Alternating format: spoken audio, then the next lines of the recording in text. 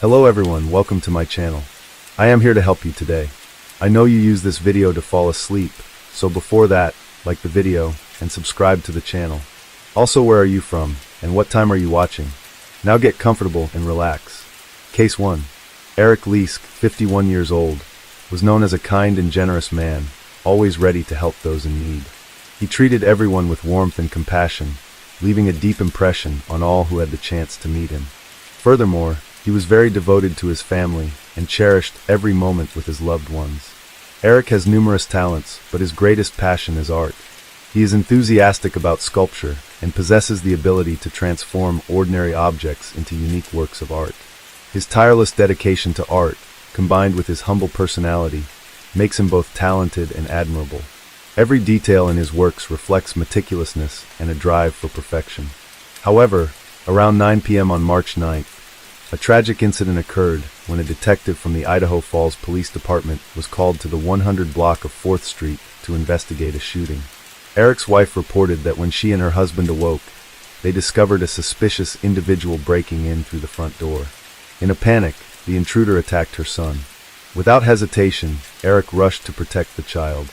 However, the suspect fired multiple shots, injuring the son in his legs and arms, while Eric was severely injured in the shoulder and chest. Immediately following the incident, ambulances from Idaho Falls quickly transported both Eric and his son to the Eastern Idaho Regional Medical Center for emergency treatment. Unfortunately, due to the severity of his injuries, Eric did not survive. Fortunately, the son gradually recovered and was discharged from the hospital afterward. In an interview with the police following the incident, Eric's son stated that he was playing video games in the bedroom when he suddenly heard a knock, followed by loud banging at the door. When the suspect burst into the house, he was wearing a mask, dressed in dark clothing, wielding a weapon, and loudly demanding that they surrender their property. After causing serious injuries to Eric and his son, the suspect fled the scene. Some local residents also reported to police that when the suspect ran away, they saw that his hand was injured. A few hours later, the Idaho Falls police received information about a man who had been shot in the arm. This individual had asked a friend to help remove the bullet and assist him in leaving the area. At around 11 p.m., the police followed a lead and located the suspect, Lance, at the Teton Mesa apartment on 885 Lomax Street. When the police requested Lance to surrender, he refused to cooperate, resulting in a tense standoff with the Special Weapons and Tactics SWAT team. Ultimately, law enforcement had to use chemical irritants to force him outside. He surrendered shortly afterward and was taken to the Eastern Idaho Regional Medical Center, EIRMC, for treatment as the bullet remained lodged in his arm. At the hospital, Lance told the police that earlier that evening, he had gone to Eric's house to obtain marijuana. He admitted to being involved in a scuffle at the house and being shot during this altercation. However, through their investigations, authorities found no link between Lance and Eric's family, which weakened the theory that he had gone there to obtain marijuana from them. The police believed that Lance went to the wrong house, which led to this tragic incident. Notably, at the time of the incident, Lance was under federal supervision and had an outstanding arrest warrant for a serious crime. It turned out that he had a history of violent offenses. In July 2020, U.S. District Judge B. Lynn Windmill charged Lance with aggravated assault for stabbing a man in the abdomen at the Fort Hall Reservation and for stealing a pickup truck. Subsequently, in April 2021, he was sentenced to over 3 years and 4 months in federal prison in Sheridan, Oregon. Lance was also ordered to serve 3 years of probation after completing his prison sentence. In November 2023, Lance was arrested and charged with aggravated assault after attacking a man with a baseball bat. However, Bonneville County Prosecutor Randy Neal stated that the charges in this case were dismissed because one of the key witnesses refused to cooperate. Bonneville County Prosecutor Randy Neal has officially filed 5 felony charges against Lance Bronco. The charges include first-degree murder, aggravated assault, robbery, theft, and illegal possession of a weapon. He has also sought an enhancement of the sentence because Lance used a weapon while committing serious offenses such as murder and assault. If convicted of first-degree murder, Lance could face the death penalty or life in prison with a mandatory minimum sentence of 10 years. For the other charges, sentences can range from 5 years to life imprisonment. According to the prosecutor's office, the enhancement of the sentence due to weapon use could add 15 years of prison time for the 2 serious charges. Lance is at risk of facing the death penalty, so a judge has decided to hold him without bail. In March 2024, at just 23 years old, Lance was charged with 5 serious offenses related to the death of Eric Leask. Following an investigation and trial, on August 12, Lance pleaded guilty to first-degree murder and aggravated assault. He initially faced charges of first-degree murder, robbery, theft, illegal possession of a weapon, and aggravated assault. However, 3 other charges were dropped as part of a plea agreement. On October 7, 2024, Lance Bronco was sentenced to life in prison with the possibility of parole after 35 years for first-degree murder, along with an additional sentence of 10 to 15 years for aggravated assault. Both sentences will run concurrently. However, later, Bonneville County Prosecutor Randy Neal requested the death penalty for Lance and sought to revoke his plea agreement. Neal stated that Lance had repeatedly violated the terms of the agreement. Specifically, on March 14, he was found in possession of a homemade weapon in the correctional facility. Subsequently, on May 9, he was arrested for drug possession, and on July 6, he was again found in possession of a shank. In addition, Lance was charged with assaulting a staff member during an exchange of items between cells, including his own. This action led to a lockdown of the cell block, during which drugs and a shank were discovered. When asked to stand up to be taken outside, Lance assaulted a deputy sheriff, necessitating the restraint of him on the floor by 5 officers. Then, the deputy sheriff attempted to speak with Lance, but Lance refused. The following day, July 11th, the deputy sheriff received an email regarding a letter from Lance's holding cell. In the letter, Lance stated that he had attacked one officer and headbutted another. He also threatened that if the police continued to disrespect him, he would take further action. The deputy sheriff suspected that this might be a sign of a plan to smuggle drugs into the prison. The tragic death of Eric Leask serves as a reminder of the unexpected dangers that can arise in everyday life. Eric was not only a brave man who defended his family, but also a man with a kind heart who left a deep mark on all who knew him. Lance Bronco's violent actions, born of thoughtlessness and poor decision-making, cost an innocent man his life. As the legal proceedings continue, we hope that justice will be served, providing some measure of comfort to Eric's family. Case 2. The case of Sidney Powell. Brenda Powell was born in 1969 in Saline, Agua, USA. She graduated from high school and then attended Acro University. After completing her studies, she began working as a pediatrician in the oncology department of her local children's hospital. For over 28 years, she has dedicated herself to helping sick children. Brenda oversees inpatient care and is known to her peers and hospital staff as a calm, quiet person who is exceptionally kind to both patients and their parents. In November 1996, Brenda, 27, married Stephen Powell and took his last name. They were introduced through a mutual friend who worked with her at the hospital. The couple enjoyed a happy life together for 23 years and welcomed 2 children, a daughter named Sydney and a son named Andrew. Since childhood, Sydney has been passionate about sports, especially football. Her family watched football together every Sunday, which helped strengthen their relationship. They also regularly visited the beach and Disneyland. As Sydney grew older, she and her mother, Brenda, began to spend more time together. While her father and brother watched football, they enjoyed shopping, which further strengthened their relationship. Sydney did well in high school, which helped her pass her exams and gain admission to Mount Union University, where she also received a scholarship. In college, she became friends with Lauren and a group of female students while living on campus. She participated in school events and was introduced to many different activities. Friends described Sydney as friendly and easygoing. Sydney's academic journey took an unexpected turn after her first year. Initially, everything seemed fine. She excelled in her classes and was praised by her teachers, ranking among the top students. Sydney began working part-time during the summer holidays to earn extra money. However, during her second year, Sydney faced significant challenges and decided to move off campus. Her friends were initially confused by this sudden decision, but later learned that Sydney was struggling academically. Her grades were dropping. Additionally, Sydney began sleeping excessively, often around 16 hours a day. Sydney's friends thought she could handle it all because she was a smart and hard-working student who had previously done well in school. Unfortunately, Sydney struggled and ended up failing 3 out of 4 exams. Due to strict regulations, she received a notice of expulsion from the university, which shocked everyone. Sydney was worried and shared her concerns with her friends. Fortunately, they informed her that she could reapply for admission. At the beginning of 2020, Sydney resumed her studies, attending classes and sorority meetings. She happily told her friends that she had been readmitted to the university and was doing well. In early February, Sydney was notified that she had to leave the school permanently and that her expulsion would remain in effect. She was offered assistance with moving and packing, and the school planned to notify her parents of her situation to help cover her expenses. However, Sydney told the school administration that her family already knew and did not need to be contacted. This was not true, and she was afraid that her parents would find out about her expulsion. During this time, she told her parents that she was doing well in school and had good grades, and that she had even won a scholarship. Her parents trusted her and had no reason to doubt her.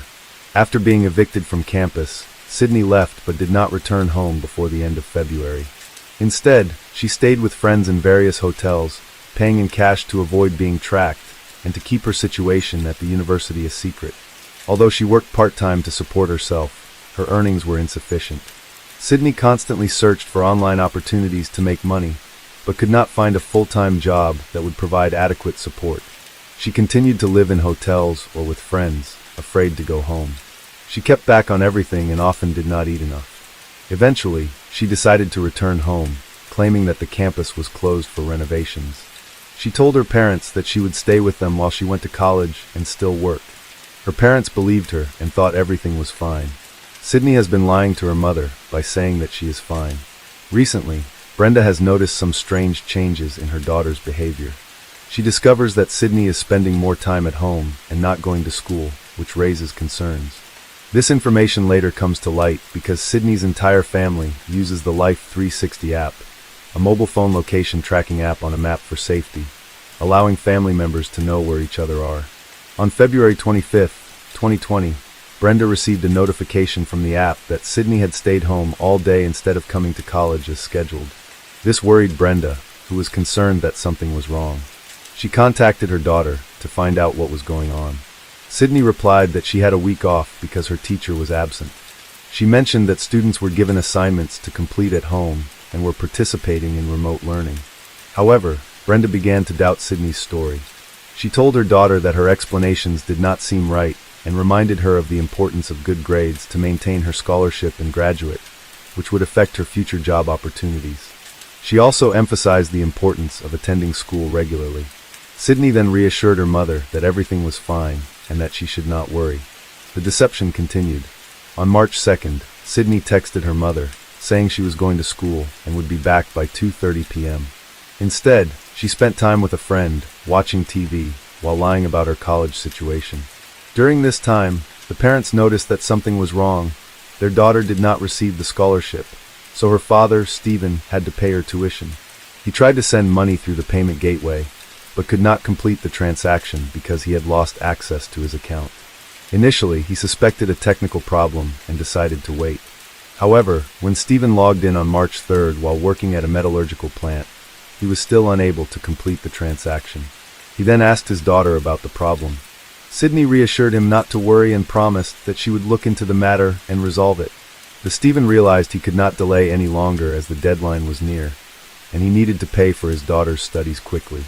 He decided to contact the university himself to resolve the situation. When he called, the staff checked their records and informed him that Sydney was not listed as a student, meaning her access had been revoked. The Stephen was shocked and thought there must be some mistake.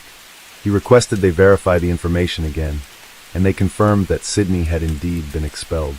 However, the university staff would not disclose the date of her expulsion. Citing confidentiality rules, the Stephen used a tracking app to locate Sydney, who was supposed to be in class. Instead, he discovered she was at home while he was at work. He wanted to go home to talk to her, but he feared she might track his movements and run away. To avoid this, he left his phone at work and headed home. Before leaving, he called Sydney to gather information, but she avoided giving clear answers.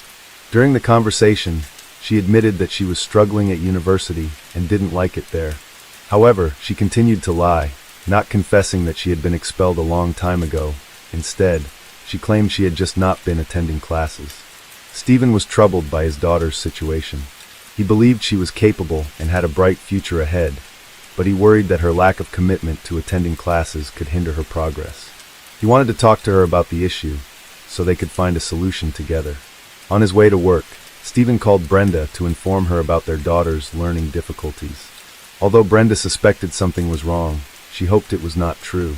Throughout the call, Stephen was concerned about Sydney's situation. However, Brenda reassured him.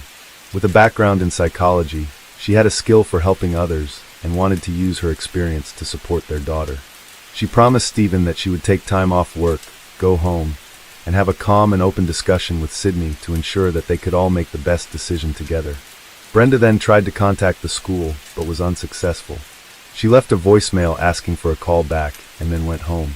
When Brenda reached her private entrance, she told her husband what had happened and went inside. Meanwhile, teachers Michelle and John received Brenda's message and called her back within the hour. At approximately 12:36 p.m., Brenda answered the phone and spoke calmly to the teachers. Everything seemed normal until Brenda started screaming into the phone, followed by a series of noises. Michelle and John, who were listening on speakerphone, were confused about what was but sensed that something was wrong. Michelle and John were worried about what had happened and tried calling Brenda again, but she did not answer. After several tries, a woman finally picked up at 12:40 p.m., but it wasn't Brenda. The teachers recognized Sydney's voice and asked to speak to her mother, but the call suddenly ended.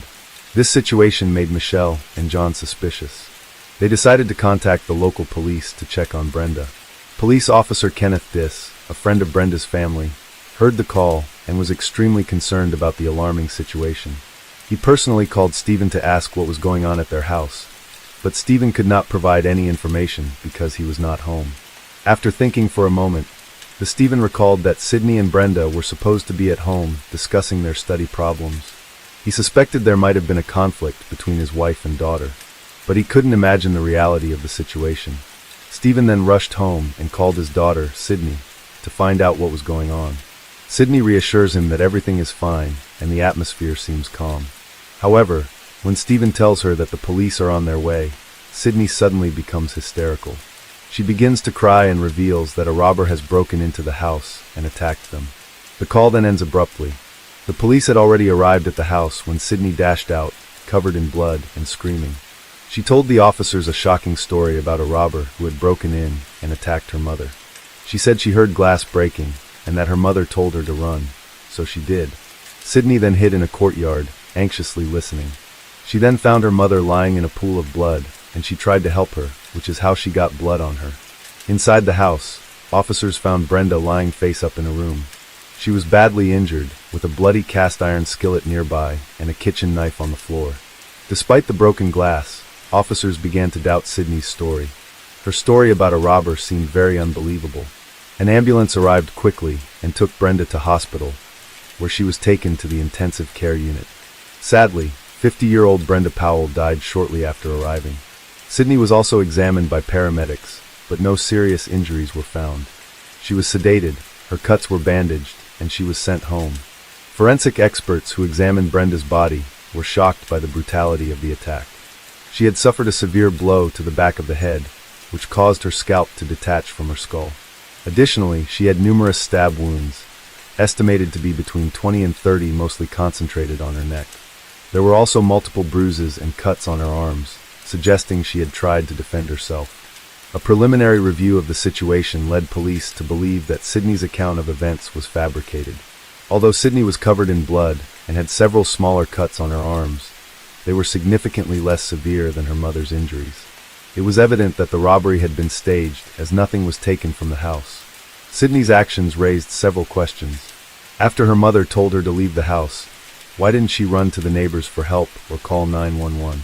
Instead, she waited in the yard and later went back into the house without any apparent fear. None of the neighbors reported seeing a robber. The blood found on Sydney was tested and matched her mother's, including traces on the broken glass. Police sent the knife, believed to be the murder weapon, and the frying pan for analysis. Brenda's blood was found on these items, and no fingerprints or other DNA were found at the scene. It appears that Sydney injured herself when she stabbed her mother. Sydney Powell was then taken to the police station for questioning. After the initial panic subsided, she refused to answer any questions. By this time, Police investigating the attack had learned about recent events in Sydney's university life. They discovered that she had been expelled a month earlier and had lied to her family about her situation, staying with friends in hotels instead. She was so afraid of disappointing those around her that she had lied not only to her parents but also to her classmates and others. Police believed that Sydney was so afraid of telling the truth that she decided to kill her mother when her mother started to suspect something was wrong.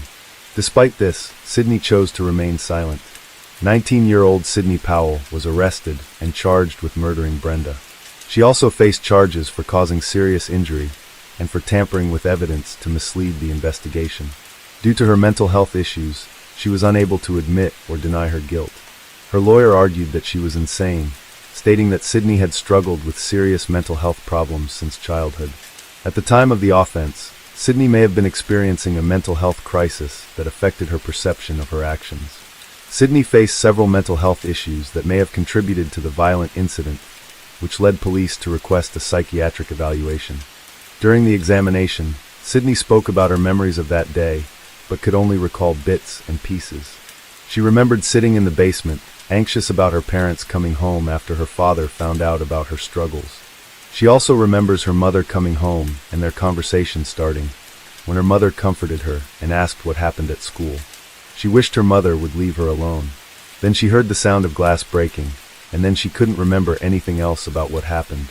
Sydney informed her doctor that she had been experiencing hallucinations since she was 11 years old. She had always been very anxious, responsible, and self-critical, setting extremely high academic standards for herself. At times her anxiety became so intense that it affected her ability to concentrate on tests, leading to multiple psychological evaluations. After extensive evaluation and discussion with Sydney, the psychiatrist diagnosed her with acute post-traumatic stress disorder, schizoaffective disorder, and depression. Sydney reported that she had recurring nightmares of her mother covered in blood. The lack of a clear motive for the murder led the psychiatrist to determine that Sydney was insane at the time of the incident. Another doctor who worked with Sydney for at least 3 to 6 months before the crime noted that her mental health had deteriorated significantly. She started losing touch with reality and began failing her exams, which ultimately led to her expulsion from university. Her condition was worsened by extreme self-criticism. She couldn't accept that she had failed. Sydney was also afraid to confess her struggles to her parents. However, the truth eventually came out, causing her immense stress. This culminated in a psychotic breakdown that resulted in her mother's murder. After her arrest, Sydney's bail was initially set at $250,000, but was later raised to $500,000. One of her relatives posted bail, allowing her to await her trial outside of custody. During this time, she received treatment for her mental health issues and felt significantly better by the time the hearings began. Sydney eventually regained her composure. After Sydney saw Brenda talking to college teachers, she knew that her mother would soon hear the truth from them. In a psychotic state, she attacked her mother. Teachers at the college heard the beginning of the attack. During the trial, her friends and relatives confirmed that they did not notice any significant changes in her behavior leading up to the crime. Although she was upset about being expelled, she was generally cheerful and sociable. The only noticeable difference was that she began sleeping more. The defense acknowledged that Sydney killed her mother, but maintained that she was insane at the time. However, many experts disagreed with the psychiatrist's diagnosis. What everyone agreed on was that she suffered from borderline personality disorder, which is characterized by stubbornness, mood swings, and self-destructive behavior. In addition, signs of hallucinations were reported by Sydney to a psychiatrist when she was 11. There was no evidence in the medical records to support Sydney's claims, which undermined the defense's strategy. Several former friends mentioned that Sydney had exhibited unusual behavior even during her school years. One teacher recalled when Sydney was so nervous that she couldn't read anything on a test. However, teacher didn't realize that Sydney's anxiety could indicate mental health issues, so teacher didn't tell anyone. This type of anxiety continued into college, which may have contributed to Sydney failing her exams and eventually being expelled. While awaiting trial, Sydney lived with her grandmother and was prescribed medication to treat her mental health issues. The medication list and dosage were changed several times to find the most effective combination. Sydney's health improved significantly, and she shared any positive changes with her doctor. Her father also noticed the improvement and admitted that Sydney had a strong bond with her mother and loved her deeply. He believed that if Sydney had been in a healthy state of mind, she would never have harmed her mother. Throughout the trial, Sydney cried continuously and she expressed remorse for her actions. On September 18, 2023, the jury deliberated. Sydney Powell was found guilty on all counts. Sydney was sentenced to life in prison, but will be eligible for parole after 15 years.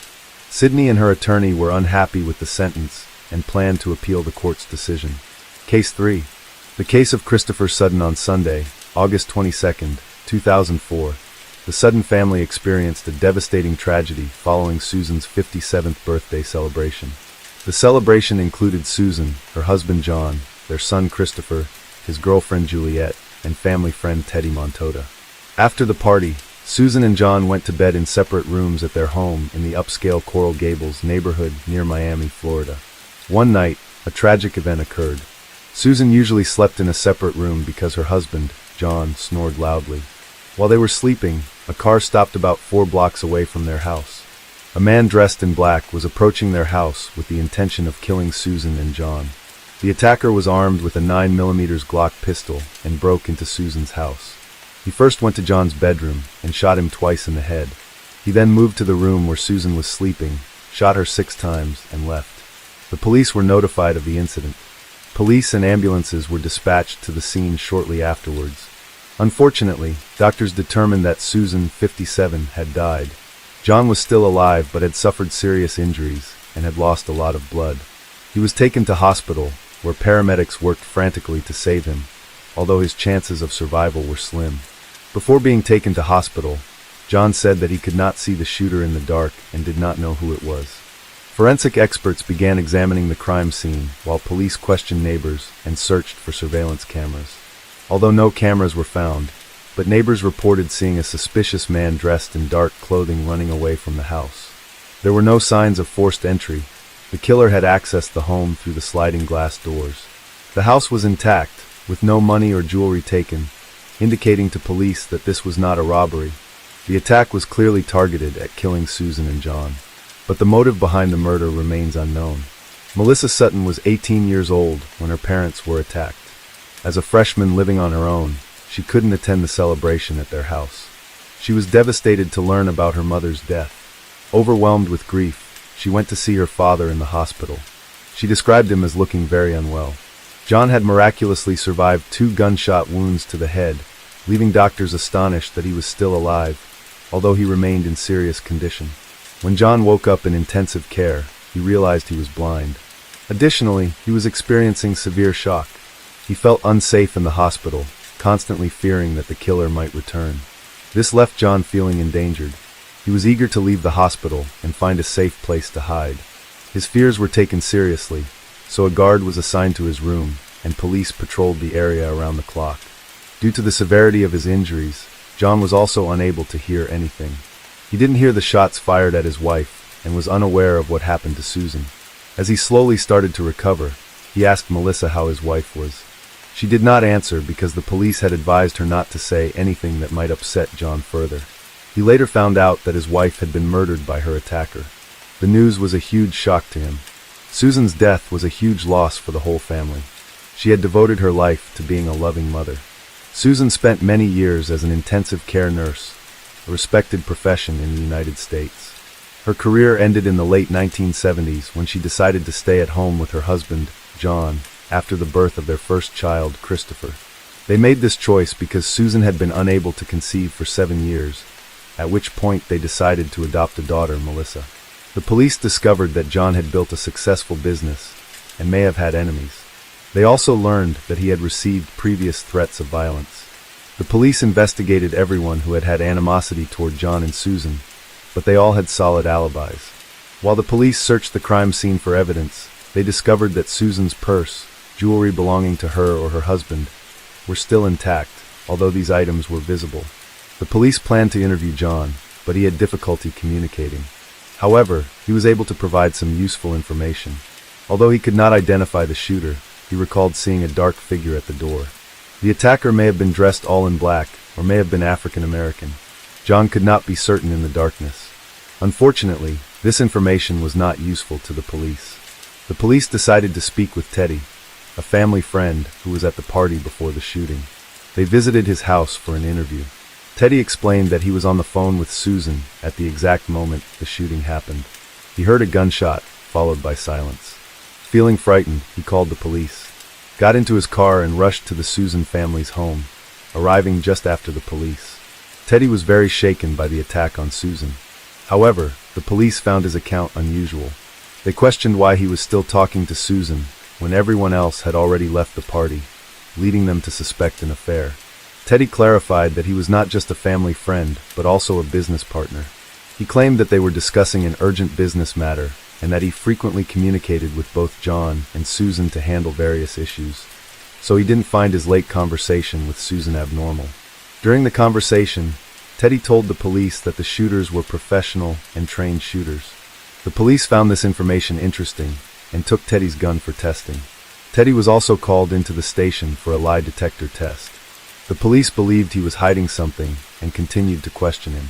Teddy eventually confessed that he was in a romantic relationship with Susan. The police have often seen love triangles that can lead people to commit terrible acts. However, Teddy's gun did not match the weapon used in the attack, and his phone was tracked to a location far from the crime scene at the time of the shooting. Teddy denied any involvement in the attack on John and Susan. Although his lie detector test was deemed inconclusive, it was suggested that his anxiety stemmed from trying to keep his affair with Susan a secret to avoid damaging his relationship with his friend John. John had a strong and trusting relationship with Teddy. Shortly before the incident, John and Teddy received one of the largest payouts in their law firm's history, over $1 million, and they celebrated this occasion extravagantly. Teddy was ruled out as a suspect, and the police decided to investigate other family members instead. An examination revealed that John could not have physically inflicted the shot on himself, so he was not considered a suspect. Their daughter Melissa has a solid alibi because she was in another city and also passed a lie detector test. The police then investigated Christopher Sutton. He had a girlfriend named Juliet. They had attended a family party together. Christopher quickly claimed that he and Juliet had gone to the movies the night before and provided their tickets as evidence. Juliet confirmed his story. The police then requested the cinema surveillance camera footage, confirming that they had indeed gone to the cinema that night and confirming their alibi. After leaving the hospital, John moved in with Christopher so he could care for him for a while. However, disturbing evidence was discovered that Christopher actually wanted to kill his parents. He even threatened to kill his mother during a fight. Christopher became the prime suspect in the case. Additionally, Christopher had a criminal record that included vandalizing a teacher's home. When Christopher was 16, his parents, John and Susan, decided to send him to a reform school. Christopher was aggressive and had trouble controlling his anger, which made it difficult for him to socialize with other teenagers. He changed schools at least 6 times. He often skipped school. John would drop him off at the main entrance, walk to the door, but then Christopher would sneak out through another exit and go do his own thing. However, his absences were not his biggest problem. He also got involved in some criminal activities. One day, he and a group of friends broke into a teacher's house, causing damage and graffiti. As a result, Christopher was arrested, and the teacher filed a lawsuit against him. The damage was estimated to be in excess of $50,000, and his parents had to pay it. Christopher's family had no financial problems and could easily pay the fine. However, his family was frustrated with their son's out-of-control behavior and did not know how to handle him. Christopher was a difficult teenager who had no respect for adult authority. His rebellion began with his love of piercings and tattoos, which his parents strongly disapproved of. Despite their efforts, they were unable to change his behavior, which led to more problems. One day, Christopher pointed an unloaded rifle at his mother and sister, threatening to kill them. Shortly before Christopher's 16th birthday, Susan discovered a note in his room that outlined a plan to kill his parents to inherit their money. Susan informed John about the note, and they confronted Christopher, who dismissed it as a joke. However, when his parents saw the note, they became frightened. From that point on, they were afraid to be alone with their son in the house. They even sought legal help, which led to a court-ordered rehabilitation program. Staff from a specialist organization forcibly transferred Christopher to a rehabilitation facility on the island of Samoa called Paradise Bay. It is a strict school for troubled youth.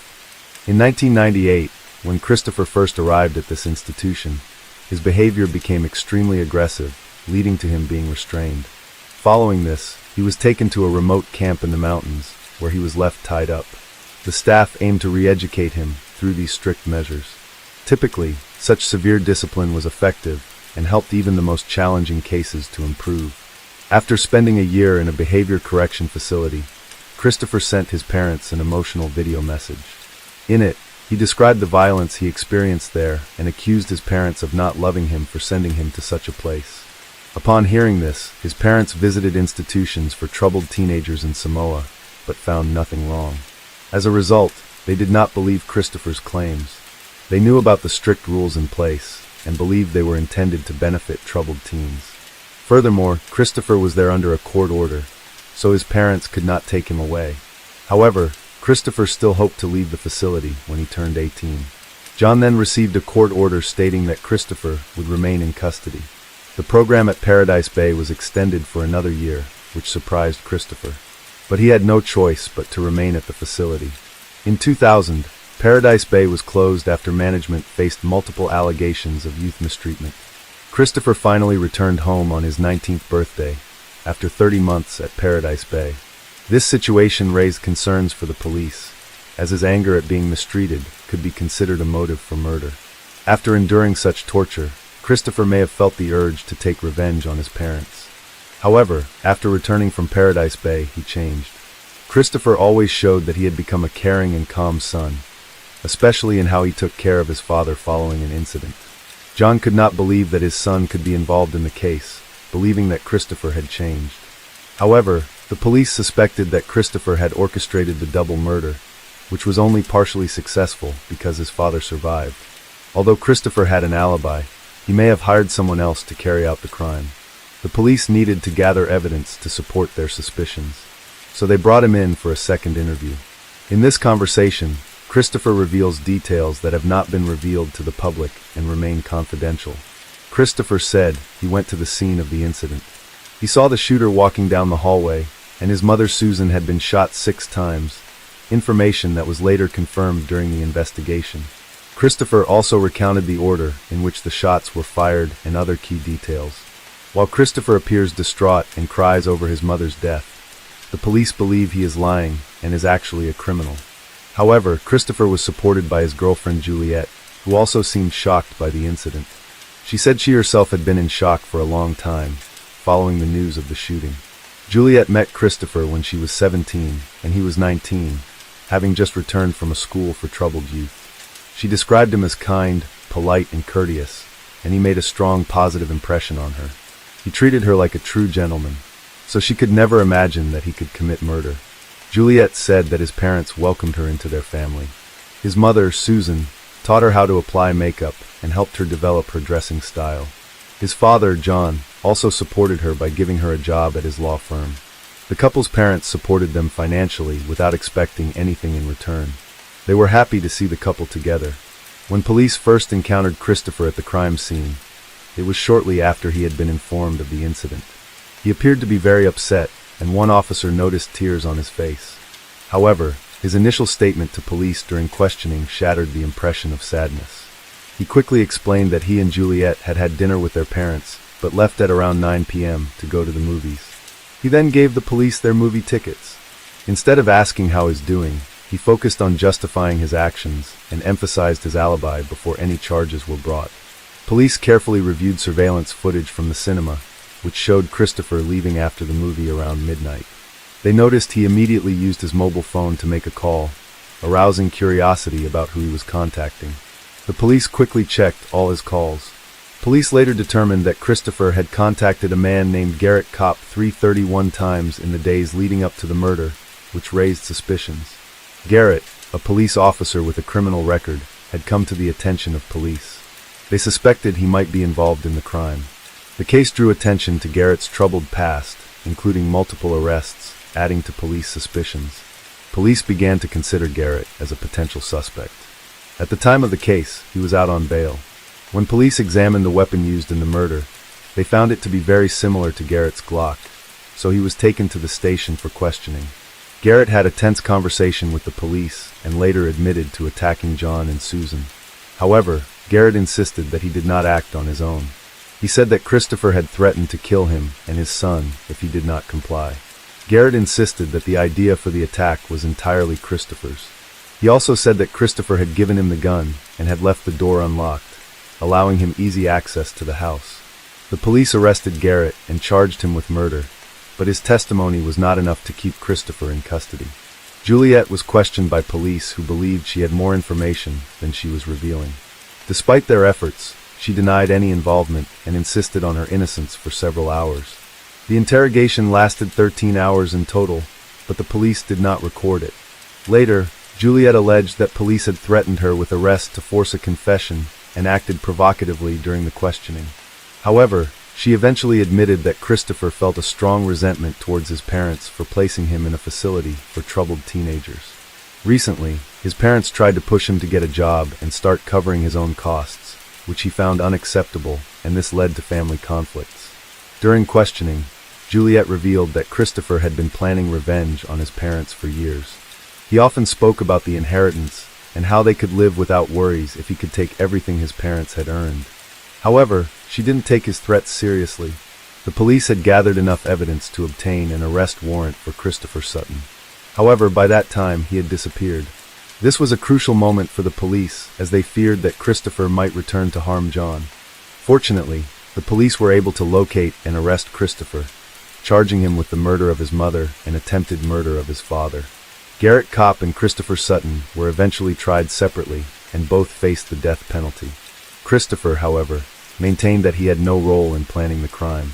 The defense argued that the police were unfair, claiming that the police pressured Juliet, which influenced her testimony.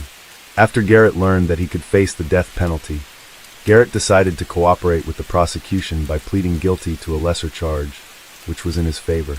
He was then sentenced to 30 years in prison. The prosecution's case took a turn when Juliet appeared in court to testify. She revealed that Christopher had often expressed anger at his parents for not giving him money, even saying that they deserved to die for their actions. The defense argued that much of Juliet's testimony was given under police pressure and should be excluded from the case. However, the judge denied this request. In court, Juliet maintained that she had been truthful during her interrogation with the police. She stated that she viewed Christopher's anger as mere frustration and never believed he would go on to commit such serious crimes. After Juliet's testimony, John, the surviving father, shared his thoughts. After hearing all the witness testimony, John believed that Christopher was capable of committing the crime. John noted that even after leaving the hospital, Christopher continued to try to manage the family's finances, which led him to believe that Christopher was involved in the crime. When it was Christopher's turn to speak, he accused Garrett of attacking their parents due to his drug addiction. Christopher highlighted several moments when Garrett was out of control due to drugs, claiming that during those times he was dangerous and capable of committing any crime.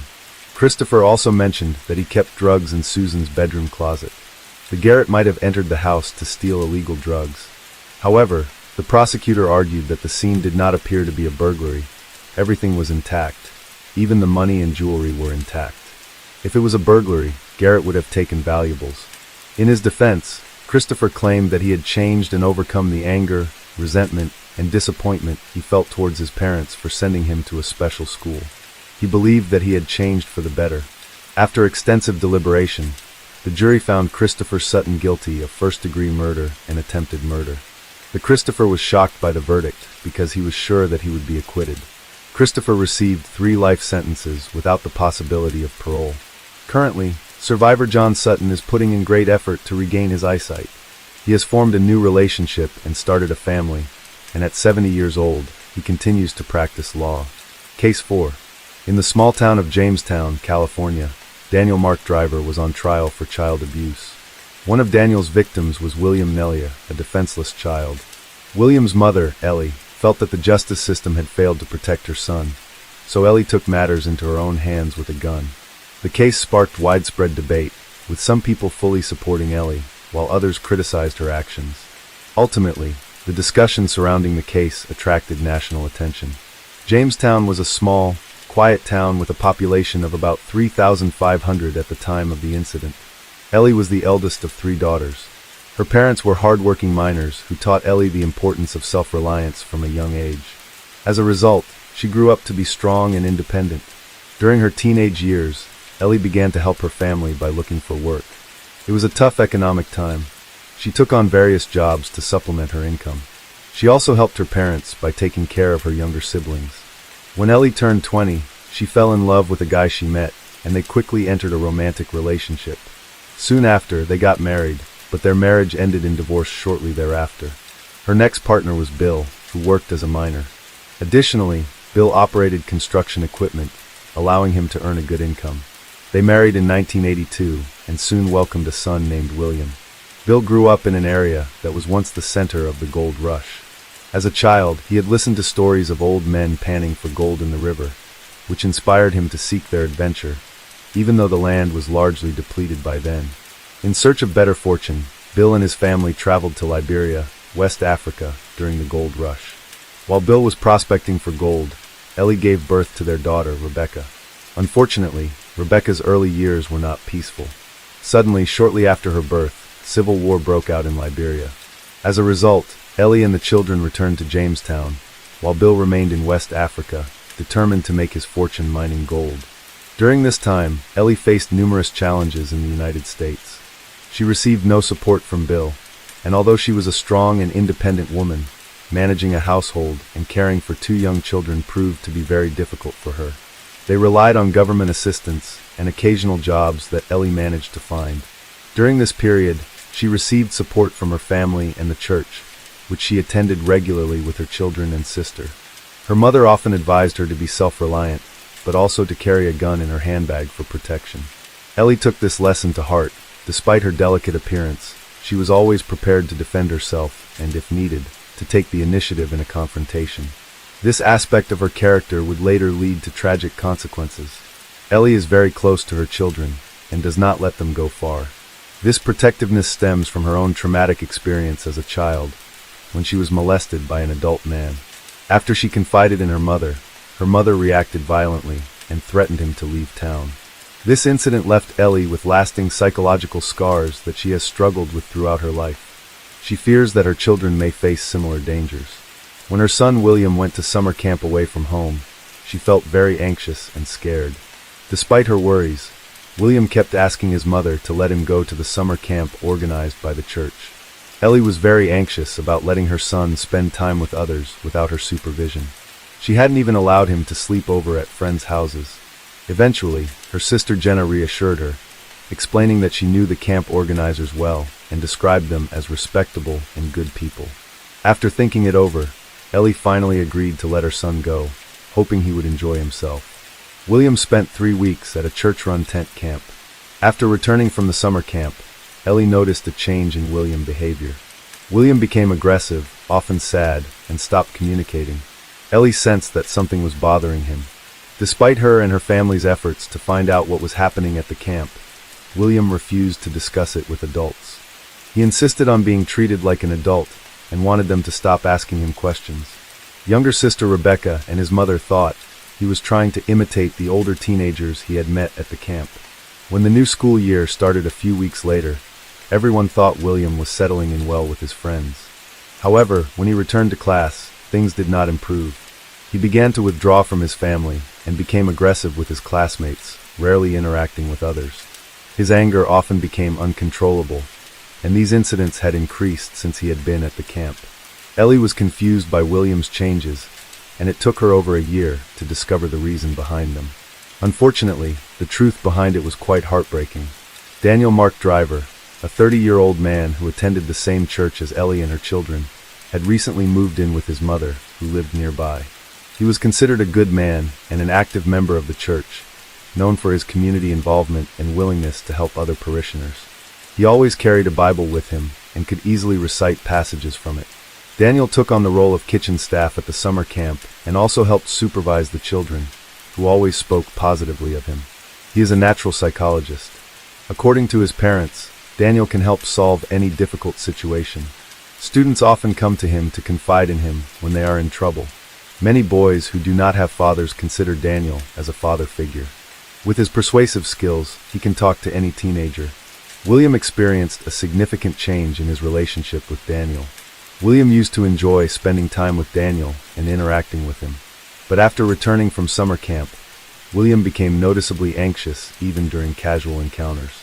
During this time, William often argued with his sister Rebecca, seemingly starting conflicts for no reason, and William also began to defy his mother.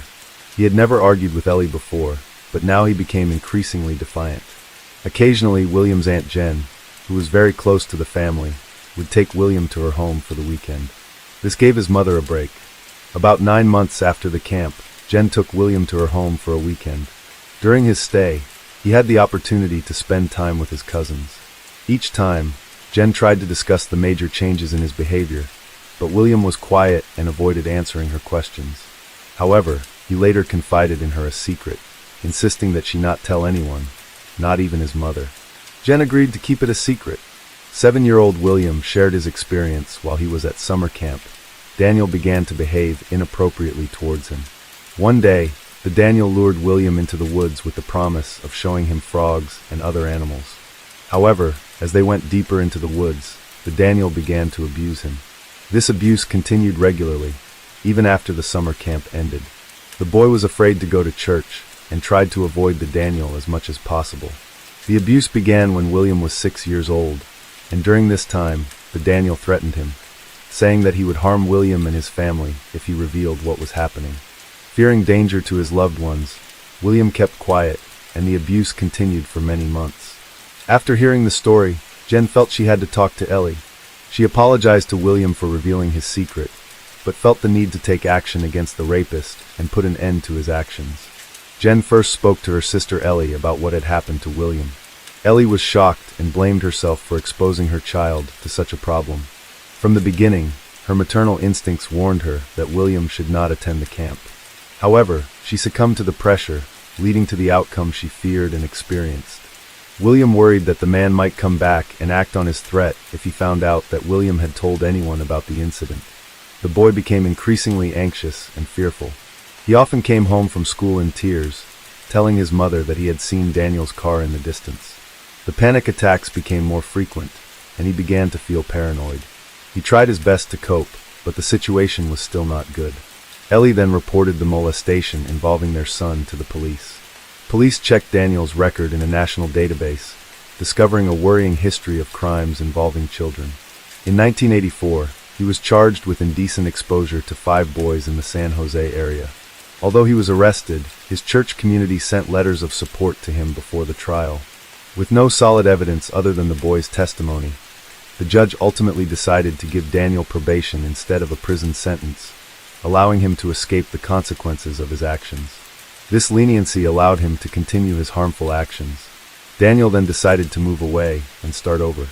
He moved closer to his mother, where no one knew about his past crimes. Daniel also started attending church and developed a healthy relationship with a woman who had a young son. He became more involved with the children, working with them, giving them advice, and eventually got a job at a church summer camp, where he was often around children. However, the woman began to notice Daniel's unusual behavior towards her child and started to pay closer attention. She eventually asked her son if Daniel had ever bothered him, but the boy appeared confused and insisted that nothing inappropriate had happened. The mother, doubting her son's honesty and fearing he was too scared to speak up, did not dismiss her concerns. She continued to monitor Daniel's behavior. A few months later, she caught Daniel molesting her son. She then contacted a friend who was the district attorney. A background check revealed that Daniel had served 5 months in 1983 for child abuse. Concerns about him grew when William's case occurred, prompting the boy's mother, Ellie, to contact the police. At that point, the police investigated Daniel more closely and gathered evidence from new victims of his molestation. After Ellie reported the incident, the police stepped up their efforts to prevent similar crimes by Daniel. Police began questioning all the families who had come into contact with Daniel, including children who had attended the camp. Many of them reported similar experiences, which helped police understand the tactics Daniel used. He repeatedly targeted boys, gaining their trust while threatening to kill them and their families if they spoke out, which proved effective. Police identified 5 new victims in the area, including William. In 1983, charges were filed, but they were unable to arrest Daniel because he had been out of town for an extended period of time. At the time, it was difficult to track his whereabouts due to the lack of cell phones, GPS, and other tracking technology. Police suspected that he had learned of the investigation and had gone into hiding. Both Daniel and his car were placed on the wanted list, and his photo was widely circulated in the press. However, despite these efforts, it took several years to find him. Meanwhile, William's depression and aggressive behavior continued. He frequently got into fights at school, did poorly in school, and became, as a result, William was expelled from several schools and transferred several times. Ellie believes her son's behavior stems from past violence that has deeply affected him.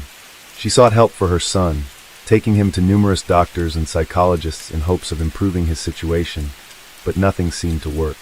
In 1993, police finally caught up with Daniel at a store in Palo Alto, California, for shoplifting. After confessing to the theft, Daniel faced charges not only for shoplifting, but also for child abuse. Even after Daniel was arrested and awaiting trial, William continued to feel afraid. He struggled to accept that he would have to face his abuser in court. William would have to testify against him, but the thought of it filled him with dread. William was so anxious that the mere mention of the trial made him feel sick. In desperation, Ellie approached the prosecutor to request special arrangements for her son's testimony. She hoped William could testify without Daniel present to spare him serious emotional distress. Unfortunately, the current rules required William to appear before a jury. To address this situation, the only solution was to install cameras, so that the William could provide testimony from another room. He would be recorded, and the video would be shown in court. Unfortunately, the small community lacked the funds to set this up. As a result, William had to appear in court like the other boys who had also been victimized by the Daniel. The trial was challenging due to the presence of many emotionally and physically traumatized children. The boys who had already testified had experienced significant distress, but they managed to get through it. On April 2, 1993, 11-year-old William was one of the last witnesses to take the stand. Ellie tried to prepare him for his meeting with Daniel the criminal as best she could. However, when the car carrying William and his relatives arrived at the courthouse, William did not want to leave. He began to have a panic attack and vomited violently. Ellie reassured him that he needed to testify, because testifying was the only way to ensure that a dangerous person would be locked up and unable to harm anyone else. William understood the importance of his testimony, but his fear made it difficult for him to calm down. Ellie, William, and the aunts waited outside the courthouse to be called to testify. During this time, they tried to comfort William and help him calm down. Suddenly, a van arrived at the courthouse and Daniel was taken out. When William saw Daniel, he felt nauseous again. Ellie stared at Daniel as he walked through the courthouse yard. She later remembered that Daniel just smirked and walked past. She felt a burning hatred for this man. As they left the building, Daniel's ex-girlfriend and her son, who was also a victim, testified against him. The woman told Ellie that things were not going well. She noted that the children were nervous and confused in their testimony. Daniel took advantage of this by highlighting inconsistencies in their testimony. He continued to put the children in difficult situations, asking distressing questions that only made them more confused. They became increasingly upset, some of them crying. This makes Ellie worried about William. Ellie fears that the situation could affect the trial, potentially allowing a dangerous criminal to escape justice and return to his former criminal ways. At that moment, Ellie Nessler suddenly realizes that she must serve justice, and Daniel must be stopped forever. Court in this county lack modern security features like metal detectors. It is easy to carry guns inside, and many people in the community, including Jen, carry weapons for self-defense. While on the street, Ellie reached into her purse and quietly pulled out a gun. She hid the weapon as they entered the courtroom, where Ellie shot Daniel 6 times. 5 of the bullets hit him in the back of the head and neck, killing him instantly. People in the courtroom panicked and fled, and police rushed in with loaded guns. Jen stepped in front of her sister, causing Ellie to throw the gun to the ground and raise her hands in surrender. She was then arrested. The shocking story of a mother staging a lynching during a hearing quickly made national headlines. Within a week, every major media outlet had covered the incident, sparking widespread debate about the lynching. Many saw Ellie as a hero, receiving overwhelming support from local residents, especially those affected by the event. 2 local banks even set up defense funds that the community could contribute to for Ellie, leading to a rush of donations from her supporters. Items such as t-shirts that read "Good Shot Ellie" became popular and which sold well. Similar stickers could be found on cars all over the country. Despite this, Ellie couldn't be celebrated as a national hero for her actions. She was arrested and had a bail set at $500,000. This amount was provided by a guarantor from Simon, allowing her to return home before the hearings and await trial in her own community. However, not everyone agreed with her decision, and she faced criticism from some members of society who accused her of taking the law into her own hands. Still, the majority, including the local community, viewed her as a protector of her child. Police uncovered additional details about Ellie's situation. They found that she had been under the influence of illegal drugs when she fired her weapon in the courthouse. Ellie claimed she used these substances to give herself the courage needed to endure the stressful courtroom hearings. In October 1993, she received a diagnosis of breast cancer, with doctors estimating she only had 5 years to live. Initially found guilty of manslaughter, Ellie was sentenced to 10 years in prison. However, her conviction was later overturned due to the jury's misconduct. She then reached a plea deal with the prosecution, admitting guilt to manslaughter, and ultimately served 3 years in prison before her release. William then moved in with his Aunt Jen. After 2 years, he was finally able to communicate with Ellie, who was still serving her sentence in prison. Ellie expressed her feelings. She deeply regretted having to take someone's life, which was never her intention. However, she felt that the justice system would not be able to protect her son and other children from a dangerous criminal. The only reason she pulled the trigger was the fear that Daniel would be released again. William's life was ruined at a key moment in his growing up. He was molested and then dragged through the courts. William became a hooligan, got involved with bad company, and lost his way. As a result, he had frequent encounters with the law, with courts and prison becoming a regular part of his life. He was first charged with a crime at the age of 14. He was incarcerated 18 times between 1999 and 2004 for various crimes. His criminal record was extensive, including charges of robbery, assault, illegal possession of a weapon, and drug-related offenses. In 2004, when he turned 23, William was living freely, had several tattoos, and resided in his family's house. He didn't have a permanent job, so, similar to his mother in her younger days, he was searching for temporary work for short periods. However, while Ellie had to do this out of necessity, due to the economic crisis, for William, it was a result of his involvement in criminal activities. In 2004, he also took a part-time job with his friend David, helping to clean his house during construction and repairs. David had become disabled from working in the oil fields. In June, a dispute arose when tools went missing from the construction site, with both sides blaming each other. When the police arrived, William attacked David and beat him. Due to this incident, along with the previous charges, he was sentenced to 60 days in prison, but was released after only 30 days. On July 26, 2004, just an hour after his release, he returned to his workplace. David attempted to escape, but was unable to due to his disability. William then attacked David, kicking him in the head several times. As a result, David lost consciousness and died in hospital the following day. William fled the scene, but was arrested a few days later and charged with first-degree murder.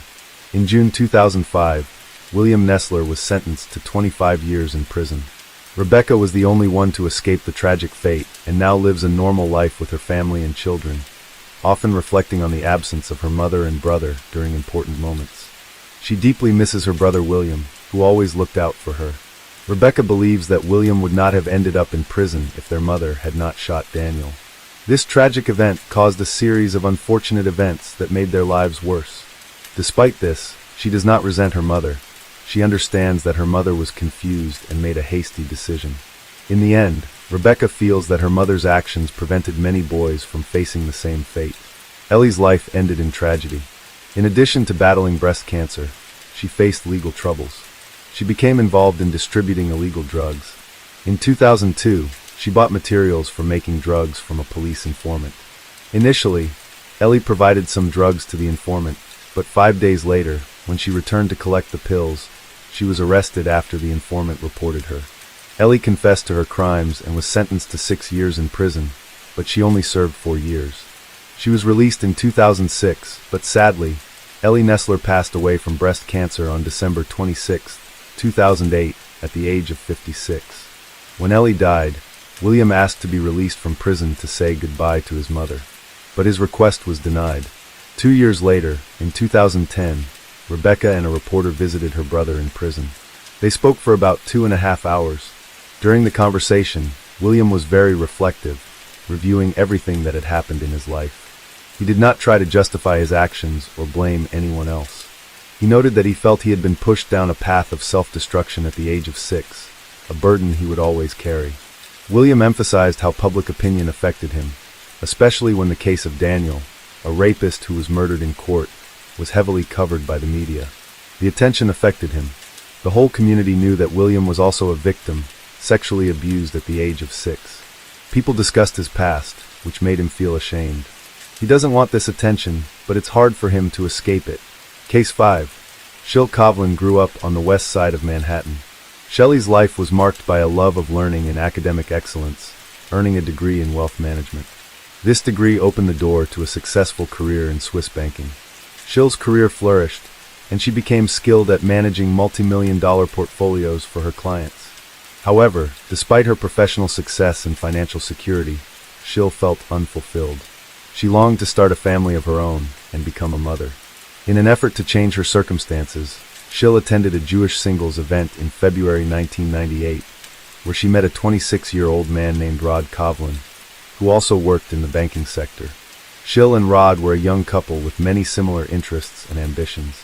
Their relationship developed quickly despite their significant age difference. They spent all their time together and then decided to get married, feeling that everything was just right. Some people thought they were rushing into marriage, but for Shil and Rod it was perfect. They had 2 beautiful children, a boy and a girl, and their family was complete. However, their happy life was shattered on New Year's Eve 2009 when Shil died in a tragic accident. At first, the police thought it was just a freak accident. On December 30th, 2009, 2 police officers were finishing their night shift at a Manhattan police station. They received an emergency call from Rod Kovlin, Shil's husband, who had called in a panic to report that he had found Shil in her bathtub, submerged in blood, and that she was dead. He followed the police's instructions to pull her out of the water and attempt to resuscitate her. However, it soon became clear that his efforts to save her life would not be successful. As Shil's body was cold and motionless, Rod Kovlin covered her with a blanket and waited for the police to arrive. Police quickly arrived and investigated the scene. Upon arrival, they assessed the situation and blocked off a downtown Manhattan street. Initially, officers suspected that Shil's death may have been a suicide. Inside the apartment, the police found scattered children's toys. Proceeding to the bathroom, they discovered the Shil wrapped in a blanket by her husband. The bloody water in the tub and the wet floor indicated that Rod Kovlin had recently pulled the body from the water. A bleeding wound on the back of Shil's head was visible. Police found a torn hinge on the cabinet in the bathroom where Shil died, suggesting she fell after losing her grip on the doorknob. Experts concluded there was no forced entry after checking around the house. The detective working the case decided to talk to the family members. During the interview, it was discovered that Shil and Rod Kovlin's 9-year-old daughter was the first to discover her mother's body. Traumatized and shocked by what she saw, she told the police what had happened. It turned out that the night before, she and her younger brother had slept in their mother's bed. Waking up in the middle of the night and realizing that her mother was not there, she went looking for her and stumbled upon the horrifying scene in the bathroom. She quickly called her father, Rod Kovlin, who had recently separated from his mother and was downstairs. He rushed into the bathroom, pulled his wife's body out of the water, and called emergency services. Her account of the events matched Rod Kovlin's, supporting the theory that her death was an accident. The police informed Shil's family of the tragic event, leaving everyone in shock. An autopsy and forensic examination were scheduled for the following day. When the medical examiner contacted investigators to begin the examination, he was surprised to learn that this procedure would not take place, despite being necessary. This left the examiner confused. It was later discovered that a rabbi from Shil's synagogue had intervened. The rabbi contacted an organization responsible for burying Orthodox Jews, who then asked the police for permission to enter the scene in accordance with the family's religious rites. The police granted permission, and a team of rabbis arrived at the scene. They cleaned up the blood in the bathtub and prepared Shil's body for burial in accordance with the family's beliefs. Unfortunately, This process destroyed all evidence and clues before they could be examined by the police forensic department. Orthodox Jewish tradition considers autopsies unacceptable because they involve defiling the body of the deceased. The rabbi quickly stepped in to support Shil's grieving family, who were grateful for the rabbi's help. As a result, the family agreed to forego an autopsy and organize funeral arrangements. Shil was buried within 24 hours, with hundreds of people attending to pay their respects. Shil's parents questioned the cause of Shil's death. Police told them that potential evidence had been destroyed during the cleanup. They thought that a fall in the bathtub would certainly have caused the accident. But the possibility of death from such an accident seemed unlikely. The family hired a private investigator to investigate the circumstances of her death and determine whether it was indeed an accident. The private investigator begins by going to the family home to talk to Shil's relatives and learns that Shil's marriage to Rod Kovlin is having major problems. Their marriage began to fall apart after their 10th wedding anniversary in 2008. Rod Kovlin frequently changed jobs and developed a gambling addiction, spending a lot of money on gambling. Shil felt neglected because Rod Kovlin spent a lot of time playing video games. Shil was also frustrated by the amount of money Rod Kovlin's family spent on his frequent trips, and he was unfaithful to her. Shil, after discovering his email cheating, she decided to end their marriage and began the process of getting a religious divorce. However, the formal divorce process will take some time to complete. Although they are separated and experiencing strain in their relationship, they have tried to maintain their relationship for the sake of their children. Despite this effort, conflicts and disagreements between Shil and Rod Kovlin continued to arise. Shil had recently confided in her loved ones about her grievances with Rod Kovlin, characterizing him as aggressive and hot-tempered. She felt uneasy and monitored. The private detective suspected that Rod Kovlin might have been involved in his wife Shil's death due to the complexities in their marital life. To investigate further, the detective aimed to determine if a crime had occurred at the scene where Shil's body was found. He planned to inspect her apartment, but the door was sealed, requiring him to obtain a court order to gain access. Upon arriving at the scene with New York police officers, the detective attempted to unlock the door with a provided key, but it wouldn't budge. Just then, Rod Kovlin appeared from his apartment, claiming he had heard a noise and came to investigate. When questioned by the police and the detective, Rod Kovlin took the key and easily opened the door. This raised suspicions. Had Rod Kovlin genuinely heard a noise, or was he deliberately keeping an eye on the situation? The detective searched the apartment for evidence of murder. Shil's family said she was home on December 31st, but her phone was missing. A phone charger was found, but not the phone that he paid particular attention to the hinges, which investigators believed she had ripped off during a fall. The more he examined them, the more he suspected that, with Shil's strength, ripping off hinges that were firmly attached to the cabinet was impossible. The detective discussed his findings with the police, trying to convince them that Shil's death was not an accident, but a murder. However, the police remained unconvinced, citing a lack of evidence. Therefore, they decided to perform an autopsy to conclusively determine the cause of death. This decision caused a difficult debate with Shil's family. The exhumation took place 2 weeks after Shil had been buried. Her loved ones were deeply distressed by the decision. In the Jewish faith, exhumation is considered negative and many religious leaders oppose the practice. The family needed time to think about their next steps. They felt the need to find out the truth about their daughter's death, so they agreed to exhume her body. However, the exhumation process was difficult, so the family had to apply for a special order from the prosecutor's office. Even with the family's consent, they still had to make sure that all the necessary paperwork was completed. Once all the paperwork was completed, they proceeded with the exhumation and autopsy. The autopsy results showed that Shil did not die from a fall, but from strangulation, which caused her to suffocate and break her neck. The official cause of Shil's death was revised, and it was no longer considered an accident. Instead, it was officially ruled a murder. The detective's suspicions and efforts were vindicated. The autopsy results were instrumental in prompting the New York Police Department to reopen the investigation into Shil's death. Detectives began scrutinizing new evidence, including phone records and bank statements. They also interviewed everyone who had interacted with Rod Kovlin and Shil. The attorneys shared information about Rod Kovlin and Shil during the first divorce hearing in May 2009. Rod Kovlin claimed that he could not afford the money because he was unemployed, but the judge said that he had to give up gambling and electronics. In court, Rod Kovlin's true nature was exposed, and he continued to criticize Schill, making false accusations about her lifestyle, finances, and behavior toward their son. He even called Schill's workplace to defame her. In the subsequent divorce hearing on July 7, 2009, the court banned Rod Kovlin from spending time alone with the children, a ban that remained in place even after Schill's death. The court also denied Rod Kovlin custody of the children and awarded custody to Rod Kovlin's parents through a social worker. This decision likely angered Rod Kovlin greatly. Police interviewed a former caregiver who had cared for Rod Kovlin's children before he fired her. It was discovered that on December 30th, Schill had received an expensive keratin hair treatment that cost hundreds of dollars. The care instructions emphasized avoiding humidity and high temperatures for several days, essentially prohibiting baths or showers. Schill's autopsy revealed no signs of bathing on the day of her death, leading investigators to speculate that she may not have taken a bath. Detectives reviewed surveillance footage from the building, which showed Rod Kovlin leaving his apartment at 4 a.m. on the day of the murder, dressed to go out. He returned a short time later. The building's security guard found this unusual, as Rod had never left the building that early. The security guard asked Rod Kovlin if he needed anything, but when he said no, Rod Kovlin returned with the chocolate bars and gave them to the security guard.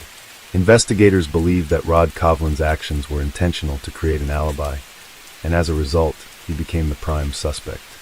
Schill and Rod Kovlin were still married, which meant that absent a will or divorce, Rod Kovlin would inherit her estate, which was worth over $5 million. Additionally, on December 31, 2009, Schill scheduled a meeting with her attorney to update her will and remove Rod Kovlin from the list of beneficiaries, which posed a significant threat to Rod Kovlin's rights and provided a clear motive for the crime. All of Schill's assets were frozen in a safe deposit account. It is likely that Rod Kovlin knew about Schill's plans to remove his name from her will, as he may have been monitoring her activities. A review of the surveillance footage revealed that Schill had returned home at 8 p.m. the night before the crime, talking on her phone. However, the phone had gone missing after the crime. The investigators decided to conduct another search of the crime scene, and upon returning to the apartment, they quickly found Schill's mobile phone lying on her bedside table, still connected to the charger. When questioned by the police, Rod Kovlin hired a lawyer, Ed, who advised him to remain silent. As a result, investigators had to continue searching for new evidence implicating Rod Kovlin. When they examined Rod Kovlin's phone records, they discovered frequent calls to the number of Deborah Holmes, a married woman with 3 children. 5 months before Schill's murder, Rod Kovlin and Deborah met at a Sickbau tournament and began a passionate affair. They often met at Sickbau tournaments or played together online. Investigators saw an opportunity to gather information and decided to contact Deborah with a few questions. However, to their surprise, Deborah responded that her attorney had asked her not to cooperate. Faced with Deborah's refusal to speak, the police asked for the name of her attorney. The response revealed that Deborah and Rod Kovlin were the same attorney. As a last resort, the police searched Schill's newly discovered phone for incriminating text messages or electronic communications between Rod and Deborah. All data had been completely erased by a professional. Even skilled programmers were unable to recover the deleted messages. Over time, it became clear that he had succeeded in evading justice. While his crimes may have been well executed, the rabbi's meticulous cleaning of the bathroom was a major factor in hampering the investigation. By removing all traces of blood and other evidence, they destroyed DNA, making it increasingly difficult for investigators to collect evidence. The case stalled because Rod Kovlin confessed to the crime, and a lack of evidence prevented the case from going to trial. 5 years have passed since the investigation into Schill's death began, but no arrests have been made. Police have searched for clues and evidence of Rod Kovlin's involvement in Schill's death for years, but to no avail. However, the case took a turn when Rod Kovlin's mistress, Deborah, came forward. She contacted the police, and they invited her to the station for questioning. Deborah had recently broken up with Rod Kovlin, which prompted her to contact the police. She shared information with the police that Rod Kovlin had conspired to gain custody of the children, but because he was a suspect in Schill's death and did not have custody of the children, he could not access the money Schill left behind. Rod Kovlin hatched a sinister plan to get his hands on Schill's fortune. Rod Kovlin planned to manipulate his 15-year-old daughter into falsely accusing her grandfather, Rod Kovlin's father, of assaulting her. This would result in the grandfather being imprisoned and losing custody of his granddaughter, and Rod Kovlin would give his daughter a large sum of money upon completion of the mission. Meanwhile, Rod Kovlin had been secretly withdrawing funds from the only account he had access to, which was meant for his children's education. His parents discovered that he was misusing the money and were extremely unhappy with his lack of concern for his children's well-being. This led to a heated dispute between Rod Kovlin and his parents. Rod Kovlin's anger towards his parents escalated to the point where he considered harming them. In 2012, he confided in his lover, Deborah, about his plan to have his daughter poison his parents' tea with rat poison. He believed that since his daughter was a minor, she would receive a lighter sentence if caught. Following this, Rod Kovlin came up with several other schemes. He considered burning down his parents' house and trapping them inside by jamming the doors. Rod Kovlin also thought about arranging a fake marriage for his daughter to a Mexican man, which would have forced her to give up part of her inheritance to him. The police were shocked by the details of Rod Kovlin's plans. Deborah secretly collected evidence, storing a large amount of data on hard drives. Deborah realized she was dealing with a psychopath, and she waited until after she broke up with Rod Kovlin to share the evidence with the police. The recordings she collected of Rod Kovlin's conversations with various people. The police now had to listen carefully to these recordings to find conclusive evidence. Deborah's contribution to the investigation was crucial. As the investigators analyzed the recordings, they made a surprising discovery. In a conversation with a friend he met through backgammon, Rod Kovlin casually mentioned that he had keys to Shiel's apartment and could enter it at any time. Investigators found that Rod Kovlin was plotting against his own daughter, planning to pin the responsibility for the Shiel's demise on her. Thanks to all the information gathered, the police finally had compelling evidence to charge Rod Kovlin with the demise of his wife. On November 1st, 2015, Rod Kovlin was arrested. Shiel's family awaited the trial of their daughter's perpetrator, but victory was not assured. Rod Kovlin, while incarcerated, shared intimate details of his wife's murder with a fellow inmate. He even reenacted the strangulation, which matched the autopsy results. During the 7-week trial, the jury heard testimony about the heinous crimes he planned to commit, including murdering his wife, targeting his parents, and framing his own children. The jury was horrified by his cold-blooded nature. In March 2019, the court convicted Rod Kovlin of murdering his wife, Shiel. Although there was no direct eyewitness, the overwhelming evidence led to a life imprisonment sentence. With the possibility of parole after 25 years, Rod Kovlin will no longer pose a threat to his family or the people of New York.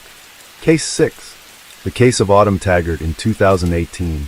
Autumn Taggart was a single mother living in Windsor, a city near the U.S.-Canada border. She resided about a mile from the border that separates Michigan, USA, from Ontario, Canada, with her 9-year-old son, Gavin. On Saturday, June 9, 2018, Autumn, Gavin, and Chris Sherwin, Gavin's father and Autumn's ex-husband, spent the afternoon together.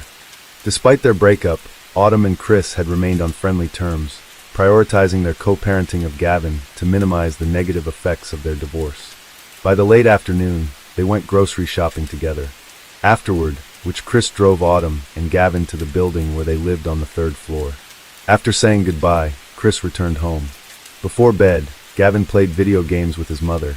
He had no idea later that night would turn into a terrifying nightmare. Later that night, while it was still dark, Gavin woke up to a strange noise. He opened his eyes to find an unfamiliar man standing next to his bed. The stranger instructed Gavin to close his eyes and go back to sleep. Then he left Gavin's room.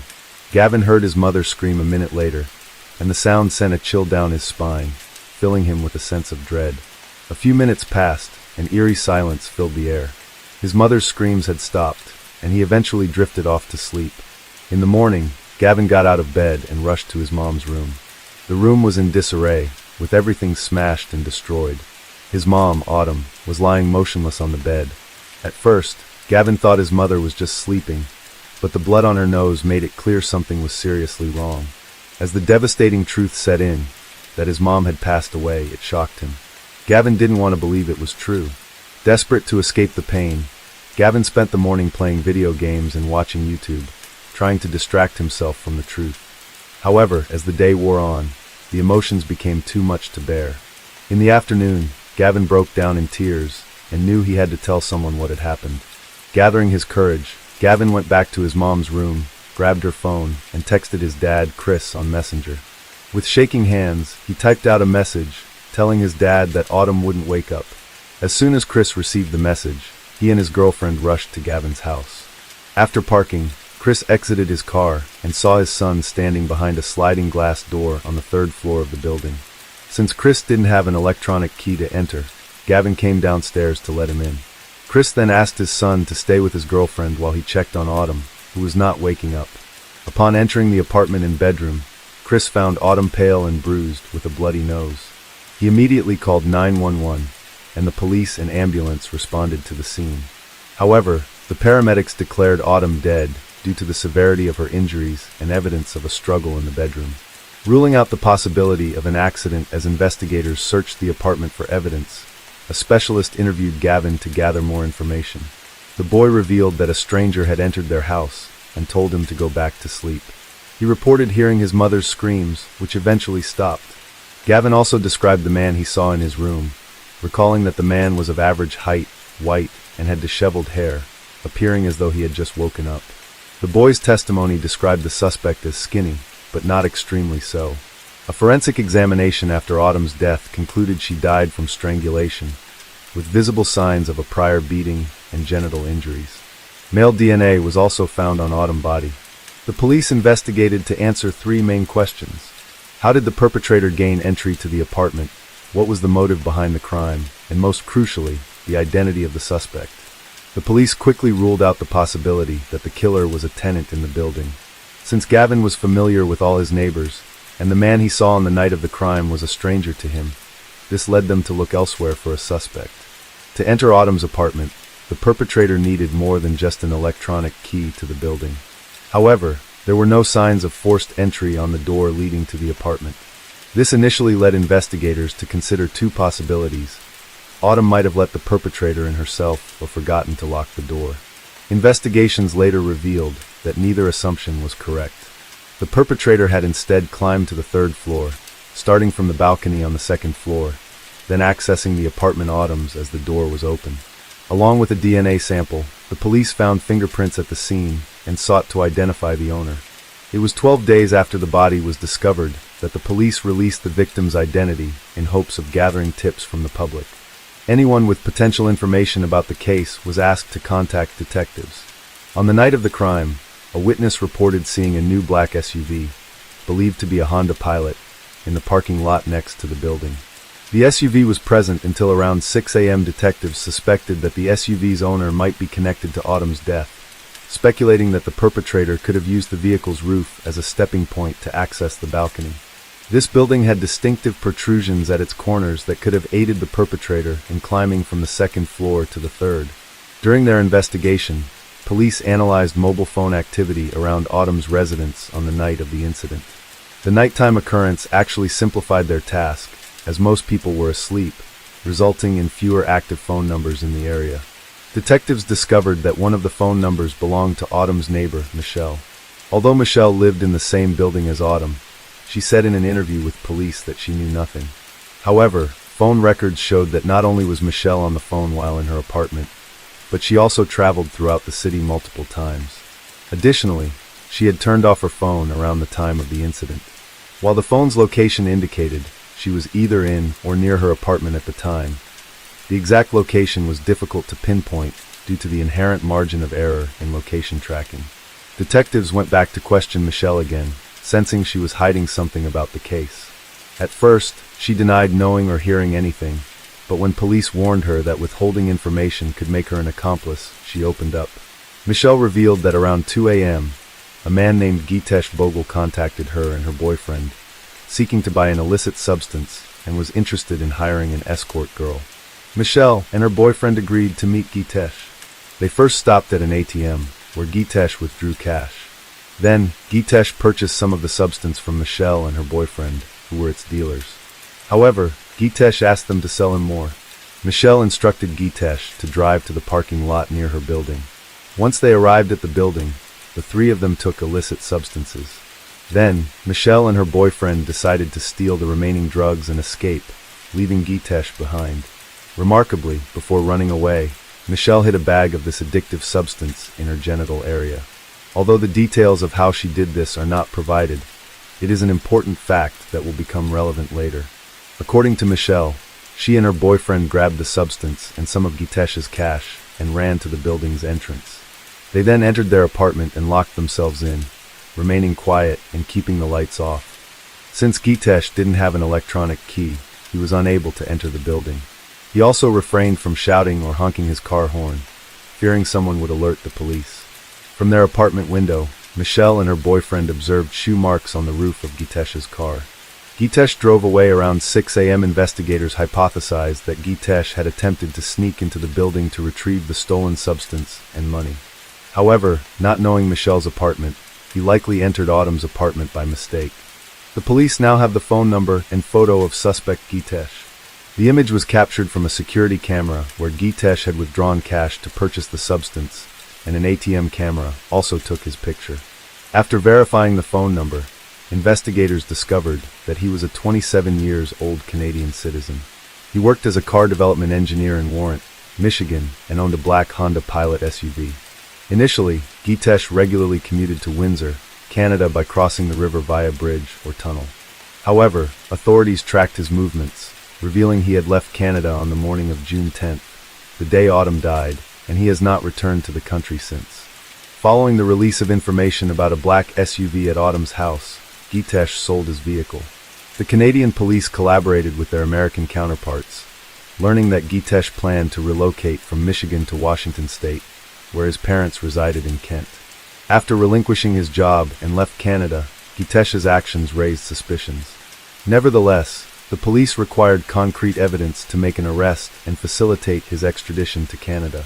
To investigate Autumn's death, the Windsor police sought assistance from the U.S. National Security Agency to track Gitesh's movements.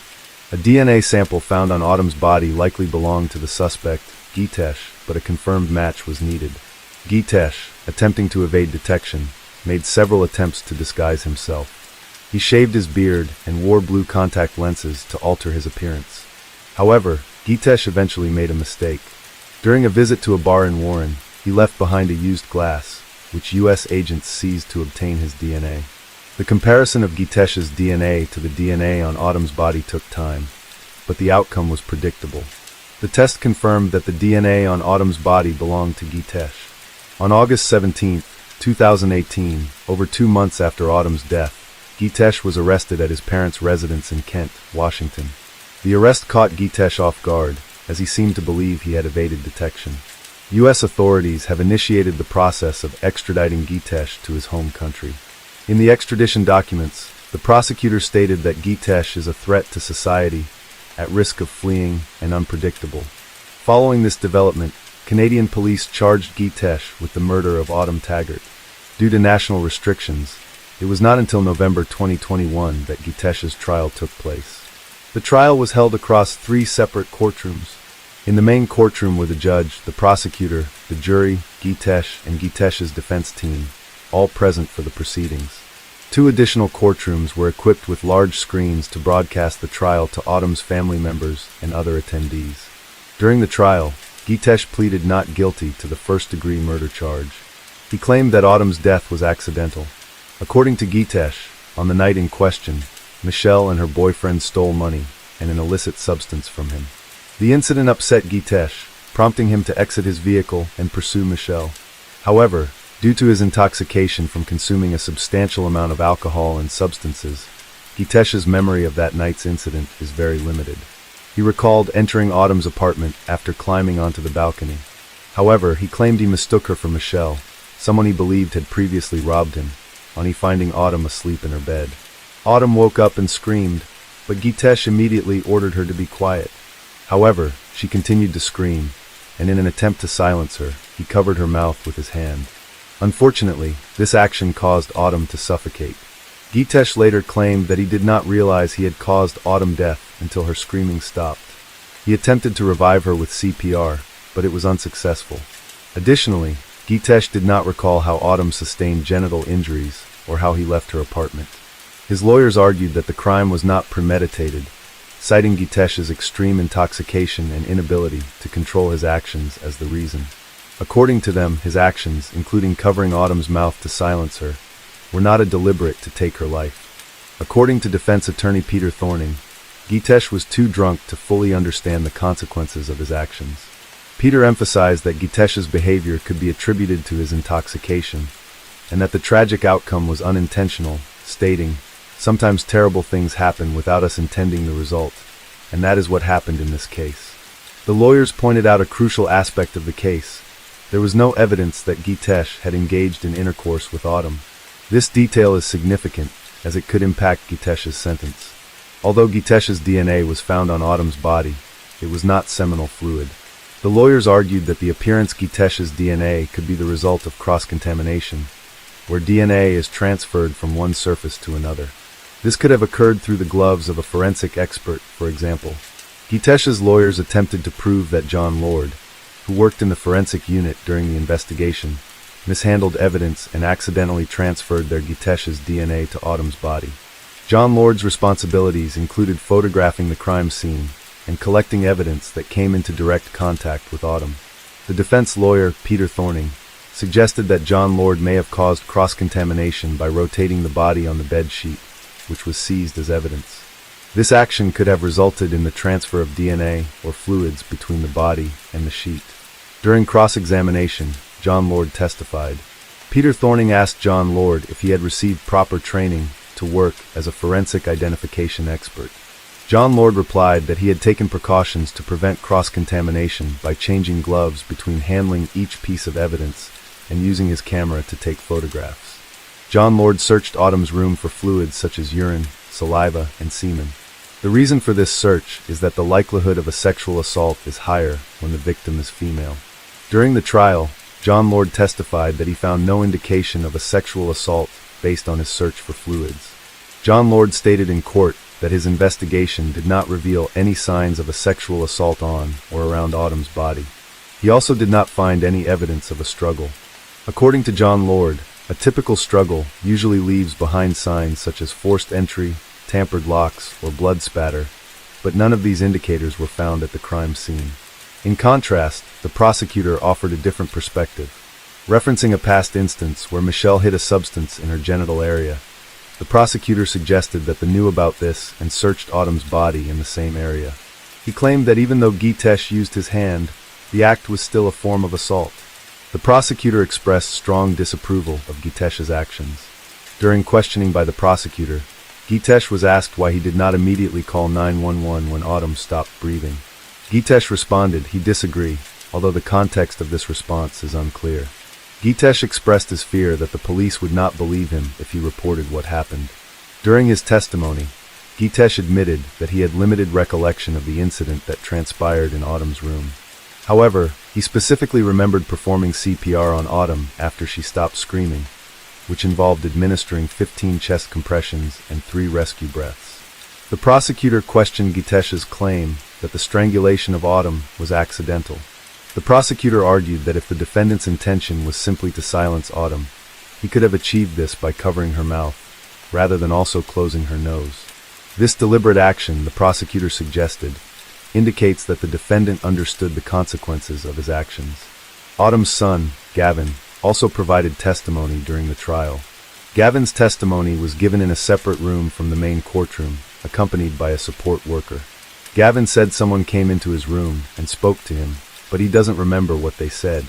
The person stood close to him, but they didn't touch him. After they left, Gavin heard his mother screaming in the distance.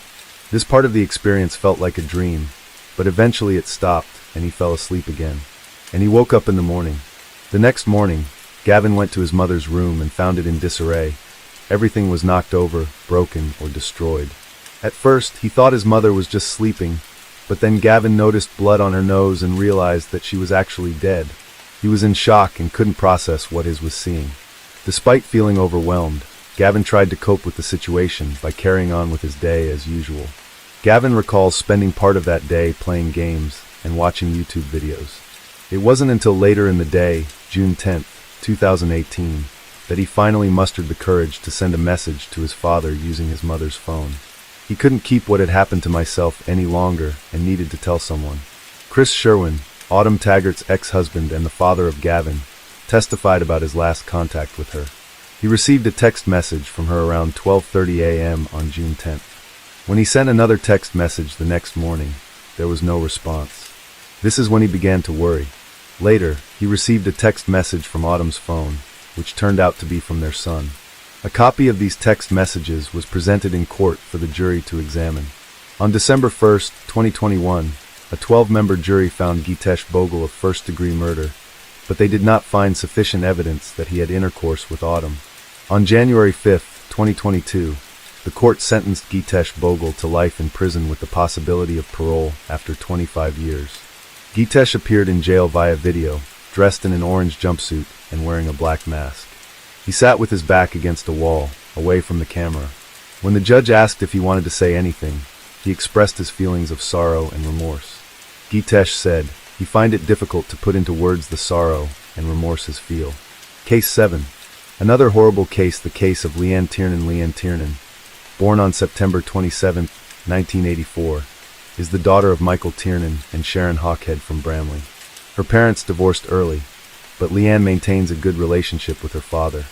She and her sister, Michelle, live with their mother in Leeds, while their father remains a significant part of their lives. Leanne also enjoys spending time with her grandparents. She walks them to church every Sunday morning. Leanne also loves chocolate so much that an uncle has nicknamed her Chocolate Chip Niece. Leanne, a cheerful teenage student at West Leeds High School, is working hard toward her GCSEs. After studying diligently for her exams, Leanne decides to have a day out with her 15-year-old best friend, Sarah Whitehouse. Sunday, November 26, 2000, starts out bright and sunny. After church with her grandmother, she returned home and prepared to go shopping with Sarah. Leanne wore a black and white striped sweater, black trousers, and high black boots. She also wore a blue jacket. Her hair was tied in a French twist, which her mother loved, and she set off to meet Sarah. The two took the bus to Leeds city centre. After shopping, they took the bus back home to Bramley. At around 4:50 p.m., they got off the bus and walked a short distance to Sarah's house before parting ways. Sarah saw Leanne walking towards Howley Gill. It was a deserted, unlit path in the woods, a shortcut that Leanne's mother had forbidden her to take at night. However, since it was still light, Leanne felt safe on this public path. It was only a 20-minute walk home.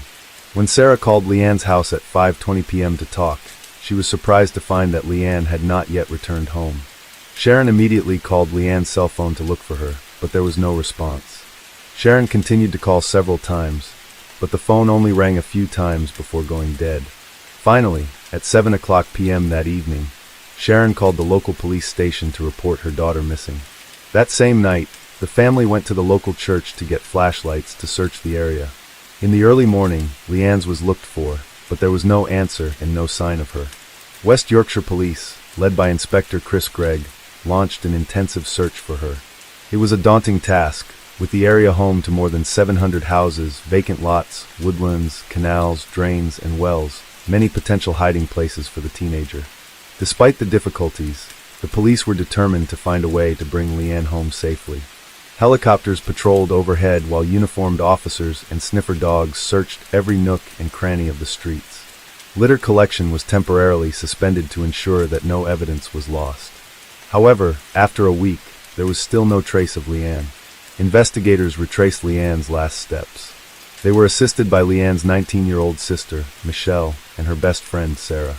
Michelle wore the clothes Leanne had been wearing and followed the route her sister had taken when she missing. "We tried our best, but we hoped that she had run away and that nothing bad had happened," Michelle later said. When the story was broadcast on TV, several witnesses contacted investigators to say they had seen a man walking a black and tan dog in the Howley Gill area just an hour before Leanne got off the bus to go home. Investigators sketched out a general description of the man, about 5 feet 1 inch tall, with a stocky build and a round face that may have been scarred. He was seen wearing a 3/4 length waterproof jacket and dirty jeans, along with a black beanie. Police quickly alerted the public and received numerous calls. All of the dog owners became suspects. Ultimately, 70 dog owners were identified, but all were ruled out as suspects. The case has gone cold, as there is little new information to go on. However, the public continues to support Leanne Tiernan's family and is doing everything it can to keep her story in the spotlight. Sean Clark, a father of 3 from Leeds, heard about the case and offered a £10,000 reward for information, leading to Leanne being found safe. Iceland Foods, a supermarket chain, has printed Leanne's picture and details on milk cartons sold in stores across the country. Flyers and signs featuring Leanne in her uniform and the words, "Have you seen me?" have appeared in towns and cities. The police have received some information and have been able to confirm sightings of Leanne in areas as far afield as Doncaster and Blackpool, but all the information and reports of sightings have not brought them any closer to finding her. Leanne's parents have been in the media, making desperate appeals for the public to help find their daughter. It has been a very dark Christmas for Leanne's family and loved ones. Leanne's father left Christmas presents under the tree for his missing daughter, and the Life CD that Michelle had bought for Leanne has remained unopened. Months have passed since they began searching for her. They have sometimes felt depressed, fearing that she had been kidnapped and would never return. But Michelle said we couldn't believe it. Every day when we didn't hear from her, we would ask ourselves, is she coming home today? In the end, more than 2,000 homes, sheds, and outbuildings along the route they believe Leanne took on her way home from the shopping trip were searched. A detective explained, "We had to establish the route she might have taken. We called it the Red Route." Police took DNA samples from more than 140 men in the area and carried out searches at various locations across Leeds. However, they found no trace of the young woman. Her family and friends remained hopeful that she would return safely. On August 20th, 2001, 9 months after Leanne went missing, police found a body in Woodland in North Yorkshire. This ended any hope that Leanne, alive. Police called the family to inform them of the discovery. On the day Leanne's classmates returned to school to collect their GCSE results, Mark Bisson was walking his 2 dogs in Lindley Woods, a densely wooded area just inside the North Yorkshire County border. He came across what looked like a pile of rubbish, but it turned out to be a floral quilt. He loosened the string holding the quilt together and found what looked like a body wrapped in bin bags. Police arrived at the scene and completely removed the blanket and 9 thick green garbage bags, revealing a clothed body. The victim's hands were tied behind her back with 3 yellow cable ties, and a leather dog collar was tightly secured around her neck. Investigators pulled the black garbage bag off her head to reveal the decomposing face of a young woman. At the time of her discovery, authorities were unable to determine the exact cause of death, but there was a suggestion that strangulation may have been the cause. This was not the first time a body had been found at the site.